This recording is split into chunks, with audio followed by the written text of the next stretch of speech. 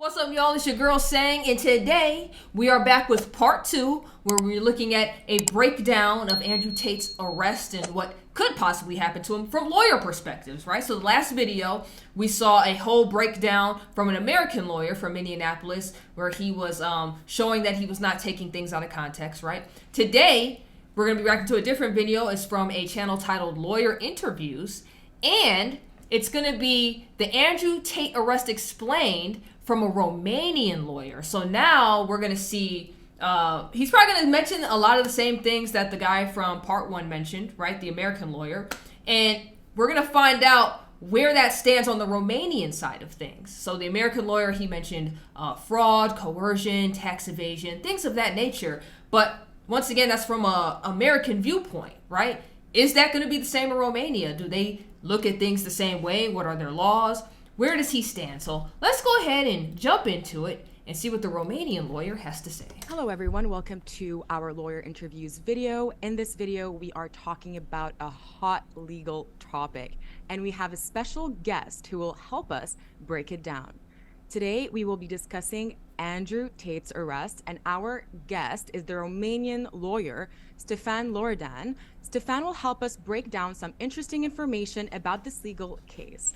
First of all, thank you, Stefan, for doing this. Anytime. I'm excited to do this interview with you guys. Perfect. And I will begin by presenting some of the facts regarding Andrew Tate's arrest, which you previously covered in one of your videos, following which I will ask you some questions so our viewers can better understand what is going on with this case. So a couple days ago, as you know, Andrew Tate got arrested along with his brother, Tristan Tate, for charges related to rape, human trafficking, and the establishment of an organized criminal group.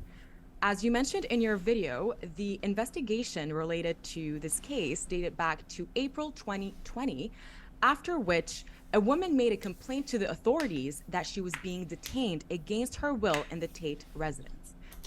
So real quick, we went over that in the two-parter where Myron Gaines exposed the corruption of Andrew Tate. So in that video series, we went over this. That's where the girl claimed she was being held against her will. Turned out she just didn't want her boyfriend to know she was partying with the Tate brothers, right? Because she was coming and going as she pleased. She even went out and got pizza, came back with it. She just didn't want him to know, and he was just like, hey, where you been? So she came up with this whole story, and then it came out that she was lying. So just for context, so you can know what she's talking about and why it started back in April. However, the evidence was not conclusive. Months later, the Tate brothers were successfully tracked and brought in front of a judge, where the prosecutor made a request to the court in order for the suspects to be detained for 30 days.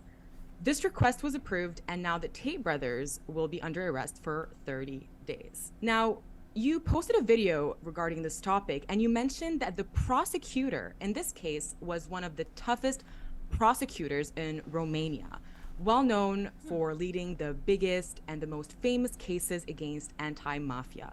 Can you tell us more about this prosecutor? Sure. So unlucky for the Tate brothers, they are dealing with one of the toughest prosecutors, just like you mentioned before. He has led in the past and successfully concluded some of the biggest cases anti-mafia, right, in Romania. One of which, for example, is against the biggest drug lord, and the second one, which by the way he was also facing charges for like 4 murders on top of the drug dealings that he has been doing on the Romania. And the second case, which is I assume internationally known, it's called Collective, and it's about a nightclub that burned down and unfortunately led to like over I think 60 something people dead and over 180 people wounded. But you could say that he has nothing to lose in this situation, and I would say that because he has 24/7 security assured by the special forces, because based on his experience, he has received a lot of death threats in the past, and this tells me that he's going to go all in on this case. So there's no question about him being corrupt or any question about him being potentially bribed or something like that. I would say that they're going to have a tough time. The Tate brothers are going to have a tough time with this prosecutor. And so I'm assuming the security, that's what makes him more powerful. The fact that he's safe. Plus, he's a chief prosecutor. He's not a simple prosecutor, right? Like he's the boss of the organization that he's leading. So. And my next. So they were like, we gonna get the top prosecutor to go against them. That's interesting. Point is, does the presumption of innocence apply to this case? And if so, why did the judge decide to keep the Tate brothers under arrest for 30 days? Yeah, it's a good question. So they are innocent until proven guilty, all right? Now, the judge decided to rule on to the security measure, because that's a security measure. The arrest for 30 days is just a security measure for two main reasons. First of all, so they don't flee the country, because they were very vocal about having different passports and having citizenship in different countries. And so one of the biggest risks in this case and for this investigation was them being set free and flee the country and getting refuge in a country where they don't have extradition treaties with Romania, right?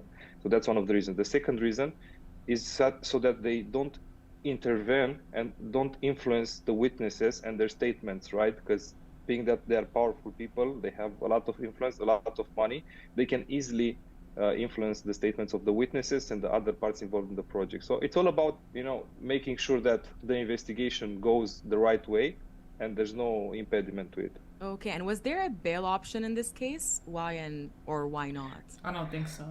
No, there was no bail option in this case. We do have in Romania and the legal system bail options, but for other types of crimes, I would say, right? When it comes to crimes that are made with intention, the law says very clearly that the bail is not an option.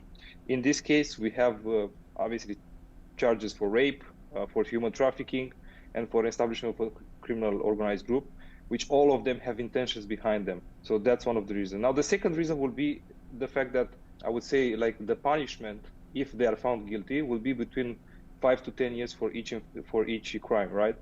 And the law states, again, that if the crimes you are facing charges for have a punishment of over 5 years, then again, the bail is not an option for you. So there are two incidents that make this case not being available bail for. Okay, that's interesting. So now that is interesting. So they off rip, they charged him with 3 counts, and all 3 counts carry 5 to 10 years. And also, all those counts aren't allowed to have the bail anyways. So there are 2 reasonings you can't get the bail. And then they also didn't want him to flee, because he has the money. He could have bounced, but man,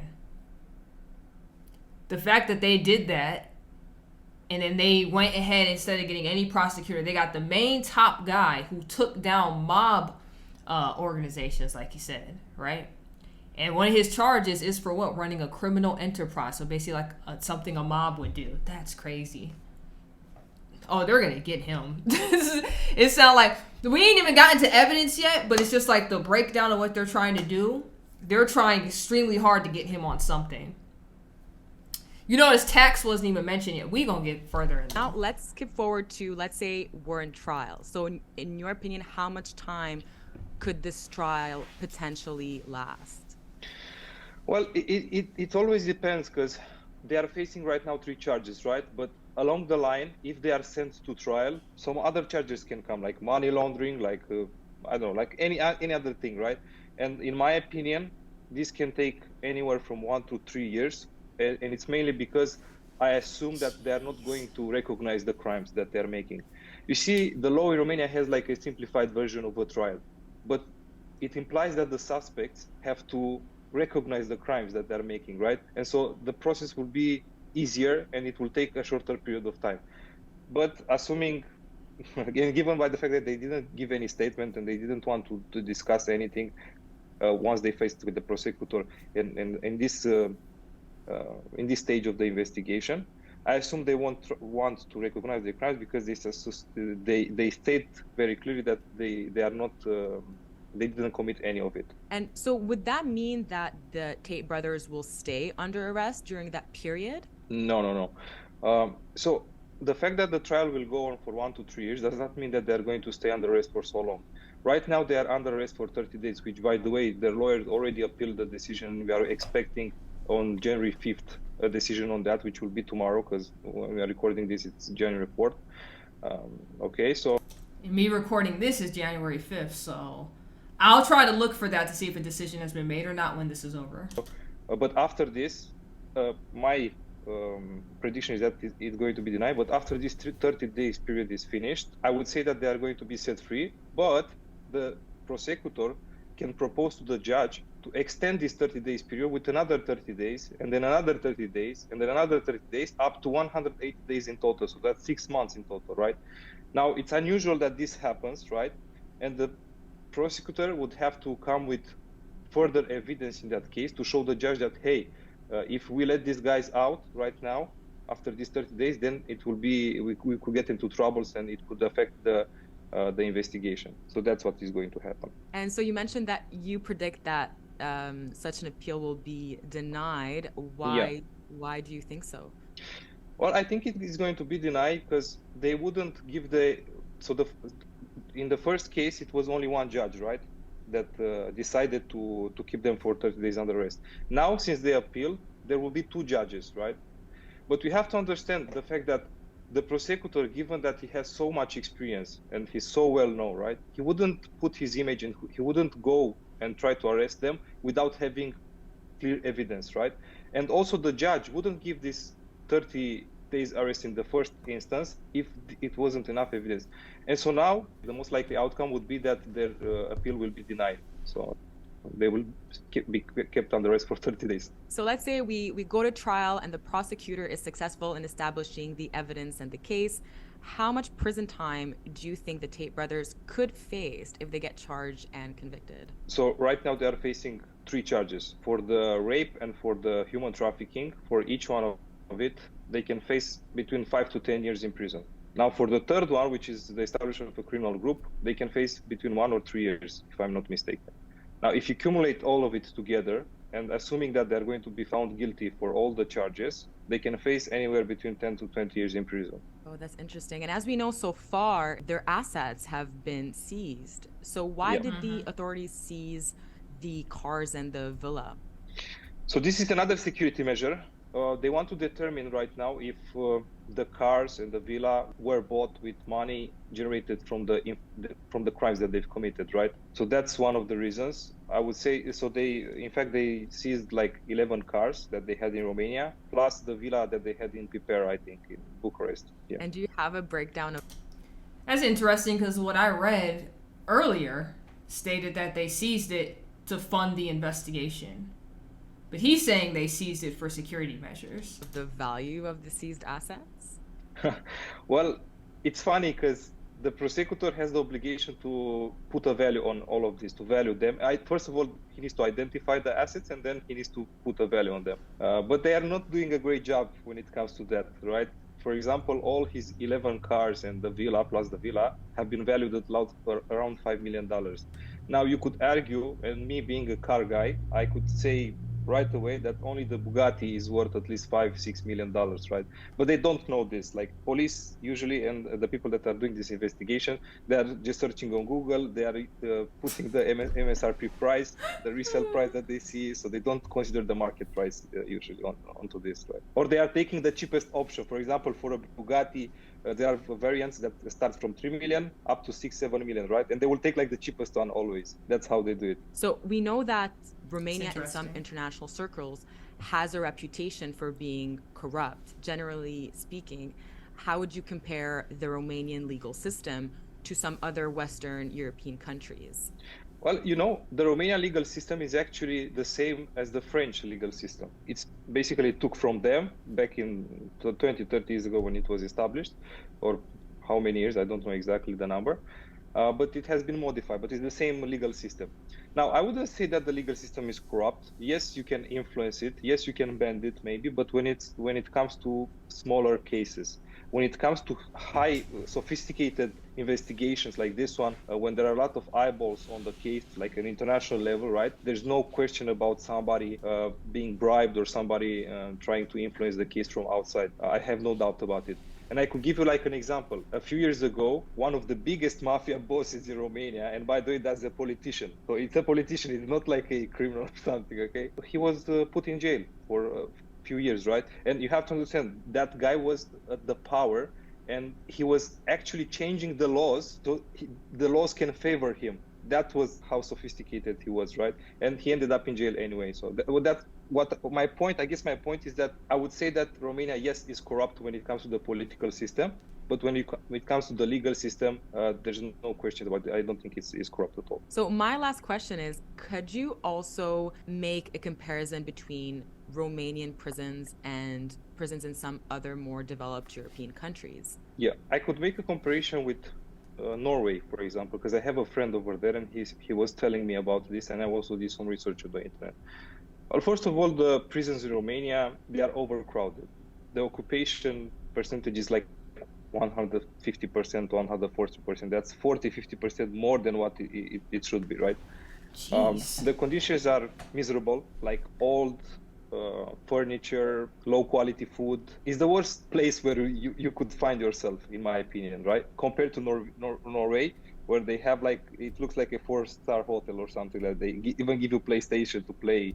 It's like you don't feel like you are in prison. You just can't leave the environment, right? But then you don't feel like you are being restricted a lot of things. I will also make a video on my YouTube channel very soon about the prison conditions in Romania, because I think it's a subject of interest. Now, we need to also understand the fact that they are not in the prison right now. There's a center of detainment that they're being held on.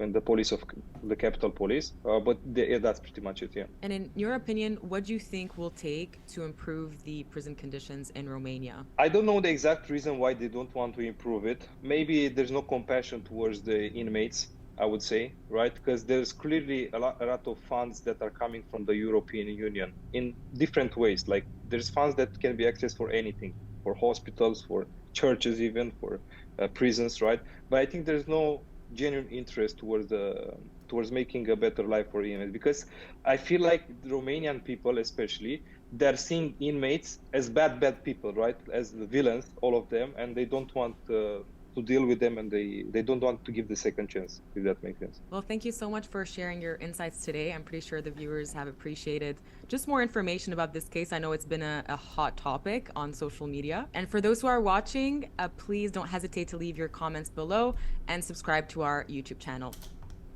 Interesting. Yeah, if they got the guy that's known for taking down mob figures, and those guys, in my opinion, are way higher than Andrew Tate. If they can get them in for anything, they're going to get Andrew for at least one of those charges. Now, what do I think they're going to get him for?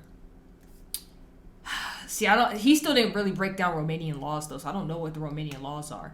So 2 women came forward and said they got raped and beat, but they said it was like 7 or 8 years ago, right?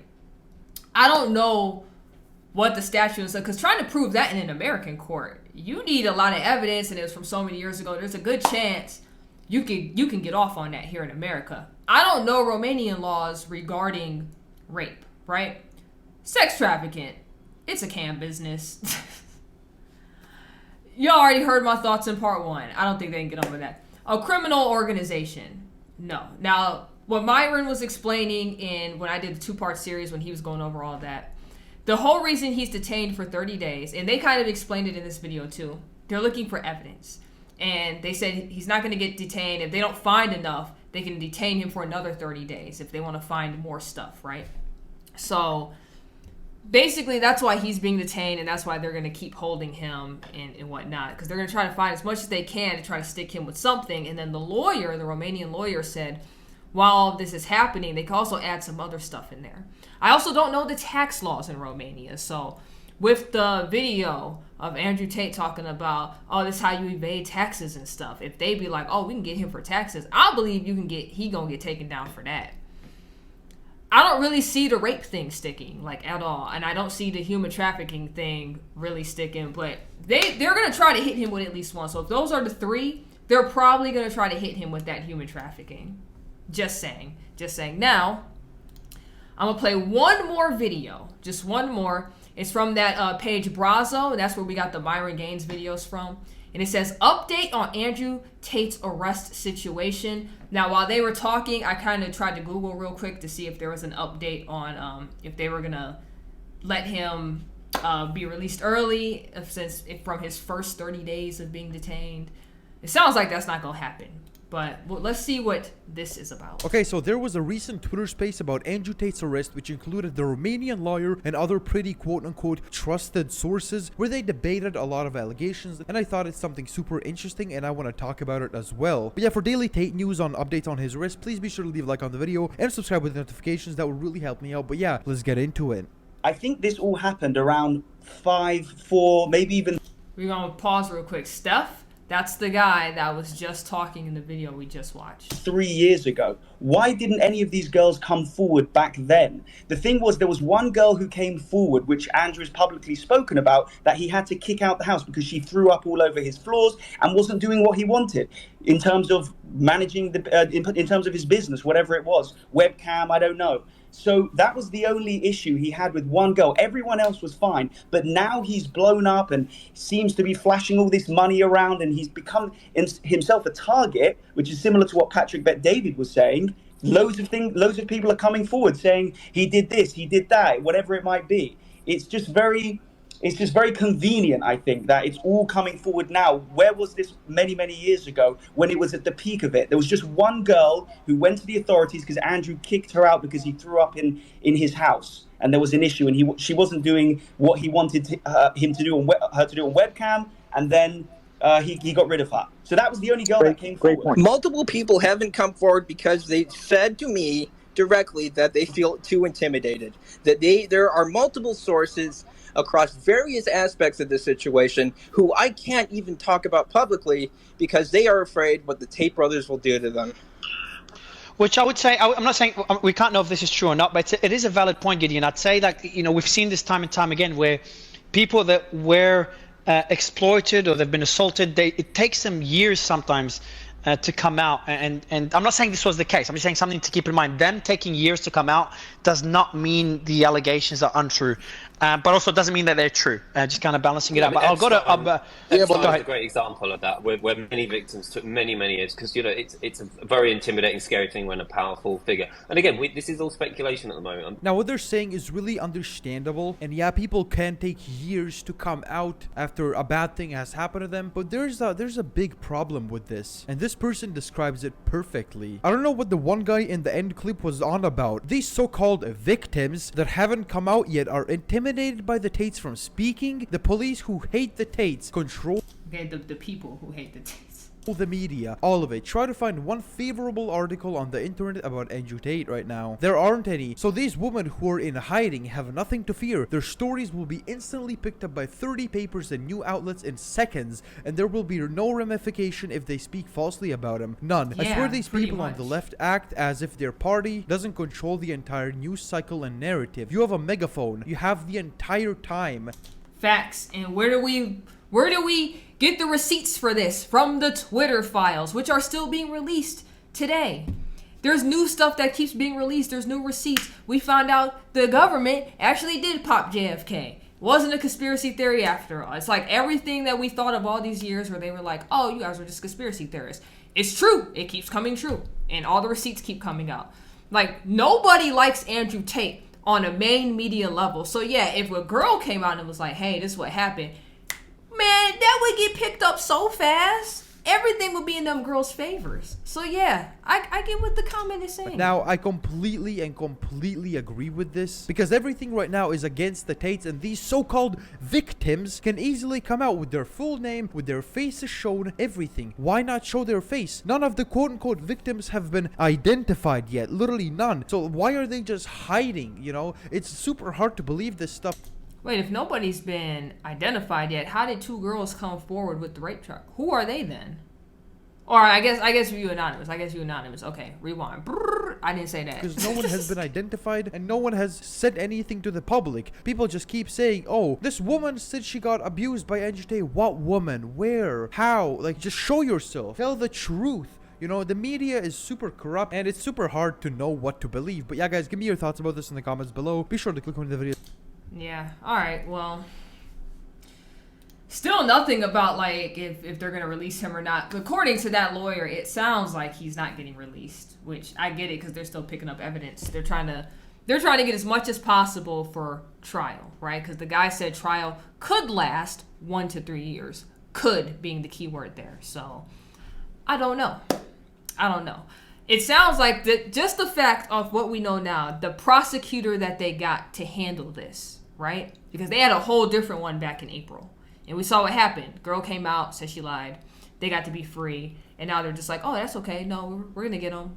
Bring him back in. Use this guy now, right? They pulled out the big boss. There's a good chance, like I said, they're going to try to stick him with something now that they brought out the bigger guns for this guy and actually took people down. So they're going to find something or they're going to twist something into it, because when you go back to part 1 with the American lawyer where he was like, see this video, how he's talking, that's control, that's manipulation. I promise you they're going to try to probably use that for the human trafficking stick, right? Which is going to be crazy, but we'll see what happens. We'll see what happens. Let me know what you think in the comment section down below. Do you like Andrew Tate? Do you hate Andrew Tate? What side of the fence? Are you one of those people that just do not care? Because I actually had somebody that was like, I don't really care for Andrew Tate, but I do think this is kind of crazy what's happening right now. They were kind of fair in their judgment. Where do you stand? Where do you stand on all this? Let me know in the comment section down below. Make sure you like, comment, subscribe. Hit that notification bell so you never stop dropping a video. And until next time, you already know who it is. It's Sang.